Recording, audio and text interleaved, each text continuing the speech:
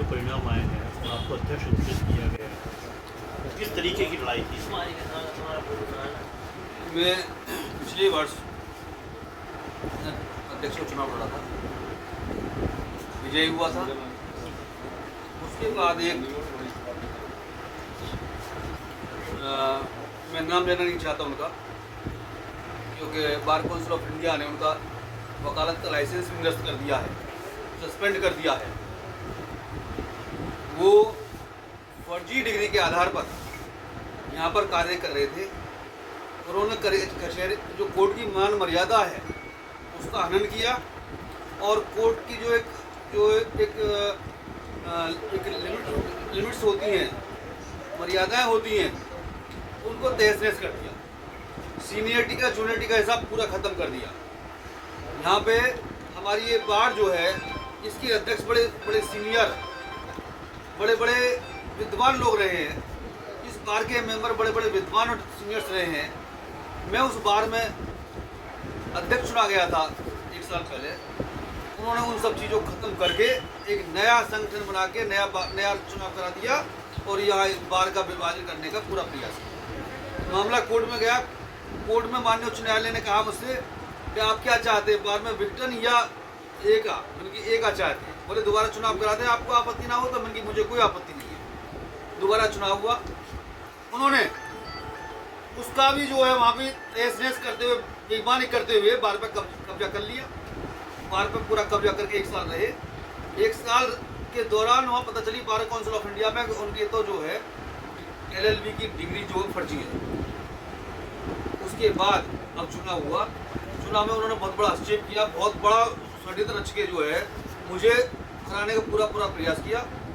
परंतु जनता जनार्दन की कृपा से, मेरे अधिवक्ता साथियों की जो कृपा से मैं चुनाव लड़ा, चुनाव जीता, बहुमत से चुनाव जीता, बहुत बड़े बहुमत से चुनाव जीता। कितना वोट प्रतिशत हुआ था? मेरा वोट 1286 में से 1213 वोट पड़ा था, जिसमें से मुझे 665 वोट प्राप्त हुआ था। 171 मतों से मैं जीता। सबसे ज़्यादा युवाओं ने आपको वोट किया है? मुझे युवाओं ने वोट किया है, मुझे बुजुर्गों ने वोट किया है, मुझे उन लोगों ने वोट किया है जो कचहरी में गंदगी इकट्ठी हो गई है, उस गंदगी को साफ करने की नीयत रखते हैं। क्या क्या नई रणनीतियाँ? मेरी रणनीति ये है कि बार में पहले शांति लाना।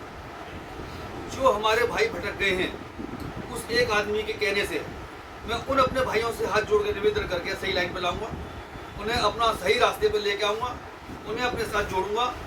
और दूसरा, जो कचहरी की समस्या है, जो कोर्ट की समस्या है, जो कोर्ट कैंपस की समस्या है, जैसे कि यहाँ एक बिजली की बहुत बड़ी समस्या है, उस समस्या पर भी मैं समाधान कराने का काम करूँगा। जैसे कि यहाँ पे गंदगी बहुत रहती है, नगर पालिका से सहयोग लेकर उसे साफ कराने का प्रयास करूँगा।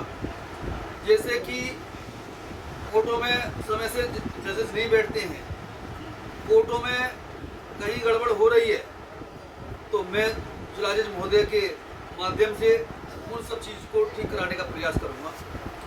पुलिस प्रशासन में भी काफ़ी मैंने देखा है कि वादकारी जो वकील लोग जाते हैं, उनके साथ भी सम्मान से नहीं पेश आया जाता है। मैं कप्तान साहब से मिलकर उस समस्या का भी समाधान कराने का प्रयास करूंगा कि वकीलों के साथ कोई अभद्रता ना हो। मैं जिला प्रशासन में भी हमारे वकील लोग जाते हैं किसी काम के लिए, किसी वादकारी के लिए, अपने खुद के काम के लिए जाते हैं, तो वहाँ भी मैंने देखा है कि जिला प्रशासन में भी वकीलों के साथ जो है सही दुर्व्यवहार होता है, सही तरह से पेश नहीं आया जाता। मैं जिला अधिकारी महोदय के माध्यम से उसे भी ठीक कराने का प्रयास करूँगा। अपने साथी अधिवक्ताओं को क्या संदेश देना चाहते हैं? मैं अपने साथी अधिवक्ताओं को संदेश देना चाहता हूँ कि धैर्य से काम लेना है। समस्या बहुत ज़्यादा हैं। पिछले 3-4 सालों में समस्या, 2 सालों में, पिछले 1 साल में इतनी समस्या पैदा हुई है कचहरी में कि इन्हें सही करने में समय लगेगा। धैर्य के साथ रहें। मैं अपने हर अधिवक्ता के साथ कदम मिलाकर चलूँगा, हर समस्या का समाधान कराने का प्रयास करूँगा, जान लगा दूंगा, ईमानदारी से बार की मर्यादा को बचाने का प्रयास करूँगा। इसमें मैं एक संदेश देना और चाहता हूँ। मैं सभी अपने साथी अधिवक्ताओं से, जूनियर साथी अधिवक्ताओं से कहना चाहता हूँ कि वरिष्ठ की इज्जत करना वरिष्ठ की इज्जत करने का प्रयास करें, वरिष्ठ की इज्जत का ध्यान रखें। वरिष्ठता का यदि ध्यान रखेंगे तो आने वाले समय में वो एक संदेश होगा कि हमारे जो नीचे जो जूनियर अधिवक्ता साथी आ रहे हैं उनके लिए भी एक वो लाइन बनेगी कि हमें अपने सीनियर्स का सम्मान करना है, उनसे सीखना है, उनके अनुभव का फायदा लेना है। ठीक। क्या निर्णय निकला आज आप जीतते बैठे? मैं महासचिव पद का प्रत्याशी था। महासचिव पद पर 4 लोग लड़ रहे थे। कुल जो वोट पड़े वो 1213 पड़े, उनमें से 705 मत मेरे पक्ष में पड़े।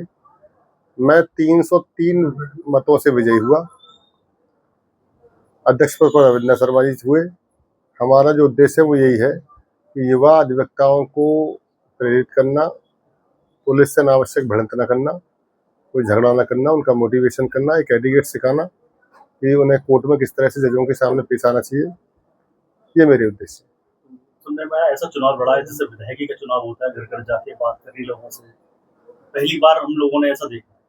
हाँ, वो इसलिए एक घर जाने पे एक तो हमारा परिवार है, एक वो आत्मिक वो जो मिलता है सम्मान, वो आदमी चाहता है। इंडिविजुअली हम लोग घर घर जाकर के उनसे मिले, जितना हो सके प्रयास किया मिलने का। जो रह गए उनसे क्षमा याचना की कि भाई समय अभाव के कारण नहीं जा पाए, लेकिन सबका अच्छा रिस्पॉन्स मिला। युवाओं को काफी जोर देखा। हाँ, युवा उत्साहित थे मेरे इलेक्शन को मुझे लड़ाने में, और मेरा भी उन पे ही ज़्यादा फोकस रहेगा क्योंकि वो हमारी आने वाली पीढ़ी है। उन्हें हम कुछ ऐसा अच्छा सा दें ताकि वो आगे मोटिवेट हों, कोर्ट में जाएं तो एक एडिकेट्स आएँ। हमारा प्रोफेशन नोबल प्रोफेशन है, उन्हें समझाना है, अनावश्यक झगड़े नहीं करना है। क्या नया रहेगा और क्या संदेश देना चाहते हैं? बस यही संदेश देना चाहते हैं कि समाज में क्योंकि हम विद्वान कहे जाते हैं, तो उस पद की गरिमा को बनाए रखें आपस में, और बड़ों का आदर करें, उनके सर्वांगीण विकास के लिए प्रोत्साहित करें सभी को। ये मेरा उद्देश्य है।